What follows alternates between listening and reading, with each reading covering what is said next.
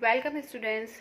In the last part of the chapter number 1 network system, I have told you about the network concept and its advantages और इसके जो characteristics होते हैं उसके बारे में बताया था.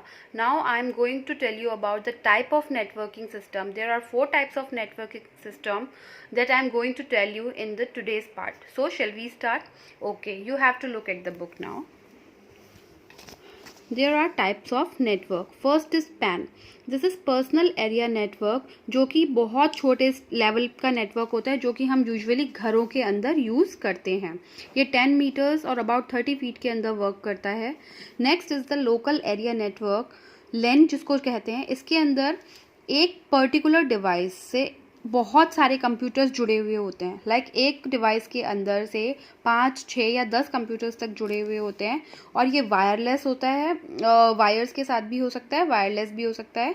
इसके अंदर आपके यहाँ पर आप पिक्चर में देख सकते हैं कि एक लोकल एरिया नेटवर्क से इतने सारे कंप्यूटर्स आपस में जुड़े हुए होते हैं और ये एक स्पेशल या पर्टिकुलर कंप्यूटर्स के साथ ऑर्गेनाइज्ड होता है और एडमिनिस्ट्रेटेड और कंट्रोल होता है पर्टिकुलरली उसके साथ. ये वायर्स के साथ कनेक्टेड होते हैं सारे कंप्यूटर्स आपस में. यहाँ पर नेक्स्ट आ जाएगा आपका metropolitan area network. This is wider और लार्जर देन LAN. ये सिटी के अक्रॉस में फैला रहता है.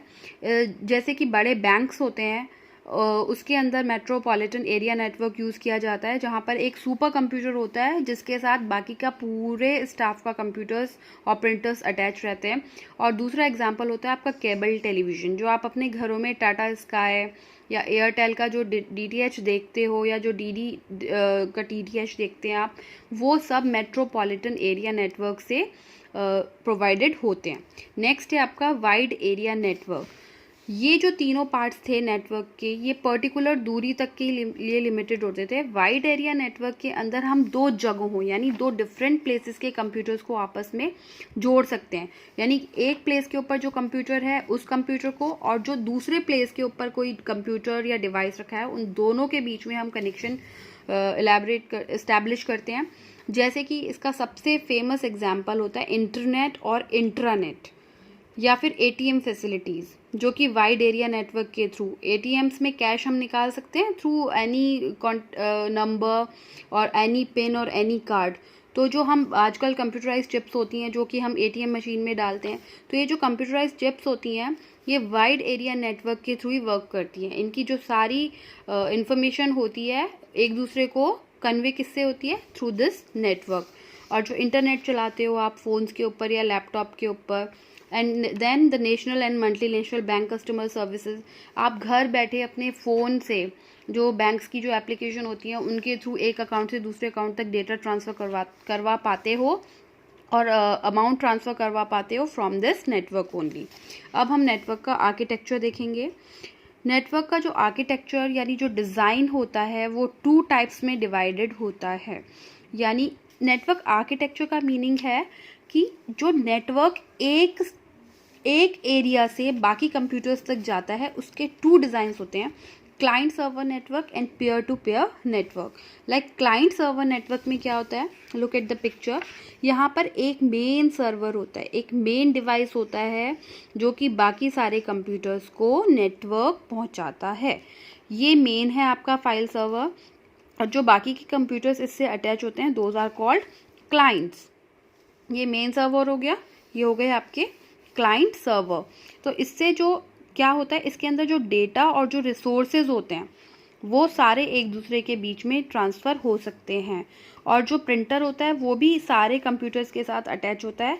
आप किसी भी कंप्यूटर का वर्क एक प्रिंटर के थ्रू आउटपुट में निकाल सकते हो. तो डेटा रिट्रीवल, स्टोरेज, आगे का जो सारा काम होता है ये इन सब के थ्रू आपका हो जाता है. This is the main server and these are the client server. Next is peer to peer network. इसके अंदर क्या होता है, कुछ कंप्यूटर्स होते हैं जो कि इक्वल कैपेसिटी और कैपेबिलिटीज़ के होते हैं और आपस में जुड़े रहते हैं. इसके अंदर कोई सेंट्रल सर्वर नहीं होता है. हर कंप्यूटर हर जो नॉड होती है वो अपने आप में ही सर्वर और क्लाइंट दोनों ही होती है. जैसे कि हमने क्लाइंट सर्वर में देखा था कि एक सर्वर होता है, बाकी सारे क्लाइंट्स होते हैं. पेयर टू पेयर में there is no server They all are server as well as client computers also. They can all receive and send data with each other. ये सब एक दूसरे के साथ अपना डेटा शेयर कर सकते हैं. नेक्स्ट है आपका accessing a file from a shared drive. इसके अंदर आपको तरीका बता रखा है कि आप अपनी ड्राइव के साथ फाइल को शेयर कैसे कर सकते हैं. I am providing you to you the PDF of the chapter. You can read it. आप आराम से रीड कर सकते हैं. नेटवर्क सिक्योरिटी ये मेजर और स्पेशल चीज़ होती है नेटवर्क के अंदर काम करने के लिए. विदाउट एनी सिक्योरिटी आप नेटवर्क के ऊपर काम ना करें तो ही अच्छा है, बिकॉज आपका डेटा चोरी होने का डर रहता है. इसके लिए हम यूज़र आईडीज़ और पासवर्ड्स क्रिएट करते हैं और अपने जो भी डेटा होता है उसको सिक्योर करके रखते हैं जिससे कि कोई उसको एक्सेस ना कर सके. That's why there are 2 types of security, login security और राइट सिक्योरिटी. यहाँ पर आपको एक यूनिक आईडी और पासवर्ड देना पड़ता है, जैसे कि आप सब देते हो. गूगल पे अगर आप आईडी बनाते हो तो आपको पासवर्ड देना पड़ता है. किसी भी साइट पे अगर आप ईमेल आईडी बनाते हैं then you have to give the password. Then right security ये आपके यूज़र नेम के ऊपर होती है. राइट्स दिए जाते हैं इसके अंदर कि आप उसको रीड ओनली एक्सेस कर सकते हो या रीड और राइट, यानी कि जो आपका डेटा है या कोई उसको पढ़ सकता है या फिर उसको पढ़ के उसके अंदर कोई एडिटिंग भी कर सकता है. तो ये सारी आपके ऊपर बेस्ड होती हैं. जैसे कि यहाँ पर एक एग्जाम्पल में दिखाया हुआ है. ये आपका मॉडेम है जिसके थ्रू पूरी जगह इंटरनेट दिया जाता है. This is the routers. ये घरों में लगाए जाते हैं जैसे कि इंटरनेट आपके कंप्यूटर्स तक या आपके डिवाइस, कोई भी डिवाइस हो, laptop, PC, handphone, cell phone, उनके ऊपर आपका नेट आता है. तो यहाँ पर आपको एक सिक्योरिटी पासवर्ड डालना पड़ता है जिससे कि आपके वाईफाई कनेक्शन को कोई और एक्सेस ना कर पाए. So this is the end of chapter. I am providing you the question and answers PDF and the chapters PDF. You have to read the lesson carefully and do the work in your notebooks. Okay, bye.